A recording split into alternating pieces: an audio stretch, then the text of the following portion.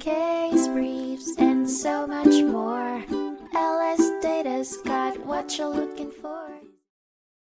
In 1978, the Kentucky Court of Appeals heard the case of Leibel v. Raynor Manufacturing Company, which centered around the requirement to provide reasonable notice when terminating an agreement for the sale of goods. The case involved an oral agreement between the appellant and appellee, where the appellee granted the appellant exclusive dealer distributorship for their garage doors within a 50-mile radius of Lexington, Kentucky. After 2 years of decreasing sales, the appellee terminated the agreement, leading the appellant to file a complaint. The circuit court initially dismissed the complaint, claiming that reasonable notification was not required in this situation. However, the appellant appealed the judgment, arguing that they were entitled to reasonable notice of the appellee's intention to terminate the agreement. The court examined the nature of their relationship and the duration of the agreement to determine if reasonable notification was required. Ultimately, the court held that the trial court had erred in dismissing the appellant's complaint, ruling that distributorship agreements did indeed require reasonable notification.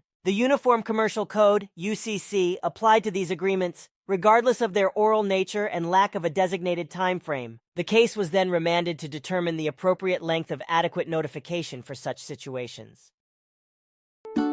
Case briefs, and so much more.